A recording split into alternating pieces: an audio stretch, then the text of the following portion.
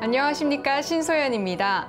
여러분, 소셜 네트워크 전문 강사 자격증이라고 들어보셨나요?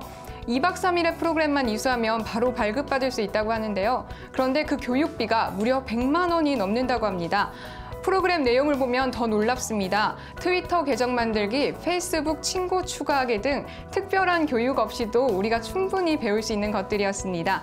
연봉 1억 원 보장, 한 주에 300만 원 강의료 등 소셜 네트워크 전문 강사가 되면 손쉽게 돈을 벌 수 있다는 자극적인 홍보 문구가 사람들의 흥미를 불러일으키고 있습니다. 트위터, 페이스북, 소셜 네트워크 서비스 영향력이 커지면서 이런 일들이 벌어지고 있는데요. 소셜 네트워크 시장의 허점과 오해, 그리고 해결 방법에 대해 알아보는 시간 마련해 보겠습니다.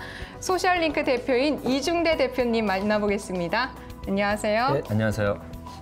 네, 아마 이렇게 터무니없는 자격증을 따려고 하는 분들은 기업의 홍보팀이나 아니면 마케팅 쪽 그런 종사자들일 것 같은데요. 네. 이번 이런 보도를 어떻게 보시셨나요? 네, 이 이슈가 지난 5월과 이번 6월 초에 그 언론 보도를 통해서 알려지게 되었고요. 그리고 이러한 내용들이 어떻게 보면은 말씀하셨다시피 소셜 미디어나 소셜 네트워크 서비스 활용하는 건 대단히 쉬운데요. 이 과정을 통과를 하면 그 교육이나 강의를 통해서 높은 연봉을 빠른 시간에 달성을 할 수 있다라는 꿈을 심어줬기 때문에 그 부분에 대해서 다른 쪽에 있는 전문가분들이 이제 부정적으로 그 언급을 하기 시작을 한 거죠.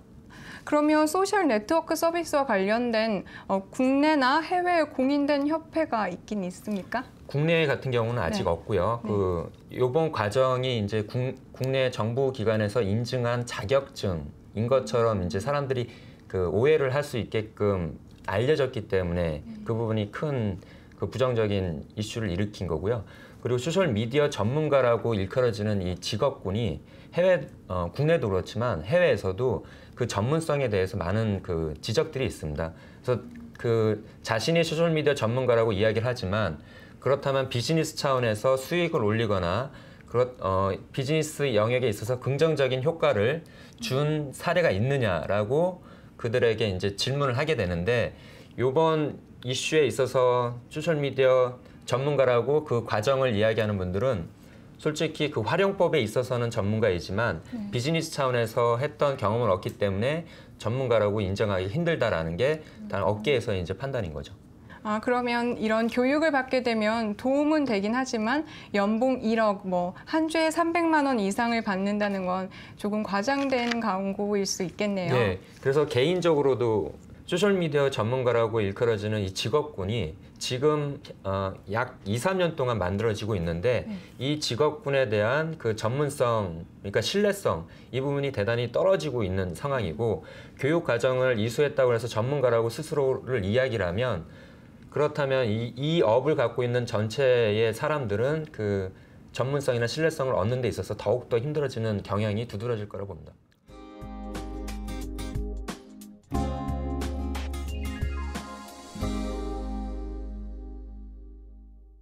그러면 제가 경험하기론 소셜 네트워크 페이지를 친구로 등록하면 보통 기업 같은 경우에는 스팸 수준의 글들이 많이 올라오거든요. 이래서 제가 친구 관계를 끊는 경우가 많은데요. 이러한 현상에 대해서는 어떻게 생각하십니까? 그 소셜 네트워크 서비스, 페이스북과 트위터로 대표되는 이 소셜 네트워크 서비스가 이제 기업 차원에서 봤을 때 효과가 있는 건 뭐냐면 그 사용자 네트워크를 통해서 기업의 메시지가 전달이 되는 부분인데요.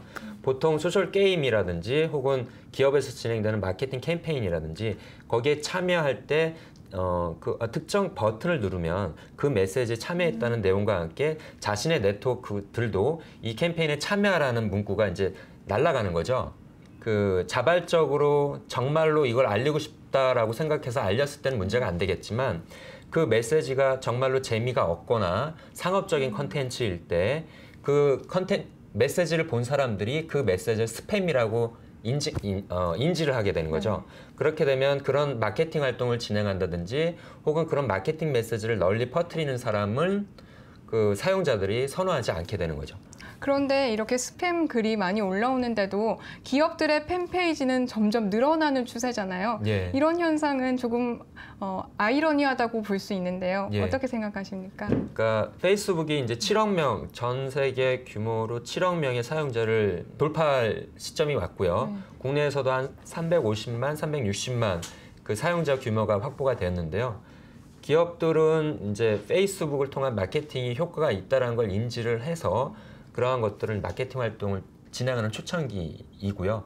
그런데 그 팬이나 소비자나 사용자 입장에서 그런 메시지가 전달되는 게 정말 혜택이 있다라고 생각될 때는 팬 관계를 유지할 수 있겠지만 그 기업에서 전달하는 메시지가 스팸이라고 생각될 때는 그 팬 관계가 오래 지속될 수 없다는 걸 생각하고 그것에 맞는 마케팅 활동을 진행할 필요가 있습니다.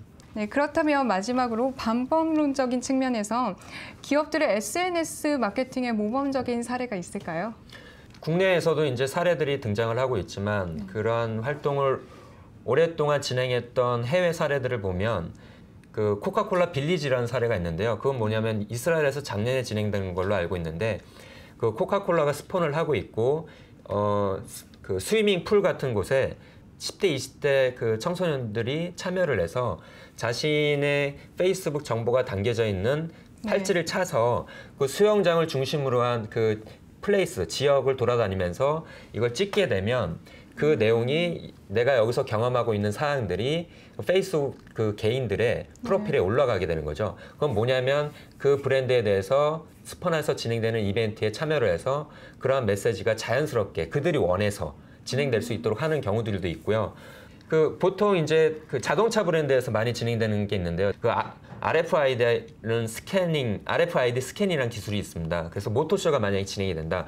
그러면 전시된 모델들이 많잖아요. 네. 그럼 그 전시된 차량들을 타서 내가 정말 좋아요라는 감정을 느꼈을 때 그 좋아요를 표시하는 거죠. 앞서서 설명드렸던 코카콜라 빌리지 같은 건데 그 RFID 기술이 접목된 그 카드나 팔찌 같은 게 있어서 돌아다니면서 이걸 수신카드에 딱 찍으면 그 내용이 내가 이 모델을 경험을 했고 좋아한다는 내용이 그들의 네트워크를 통해서 알려지게 되는 거고 보통 해외 브랜드들은 그 사람들이 그렇게 참여했던 내용들을 동영상으로 찍어서 추가적으로 유튜브를 통해서 알리거나 언론 보도를 통해서 이러한 내용들을 알리는 거죠. 그래서 소셜미디어 마케팅을 생각을 할 때 보통 채널을 개설하고 채널을 통한 마케팅 활동을 생각을 하는데 그러한 것들이 오프라인 이벤트나 혹은 기존의 언론 관계를 통한 기사화 활동 이것과 이제 통합적으로 이루어졌을 때 그 캠페인들이 널리 알려지게 되는 거죠. 그래서 중요한 건 소셜미디어 마케팅도 소셜미디어만 생각하지 말고 널리 여러 가지 각도로 생각해서 진행을 해야 되고 재밌어야 되고 신선해야 되고 쉬워야 됩니다. 소셜 네트워크 마케팅 그 범주에서 머무는 것이 아니라 다른 매체들까지 영향을 끼칠 수 있는 거네요. 예, 맞습니다. 네. 좋은 말씀 감사합니다. 네, 감사합니다.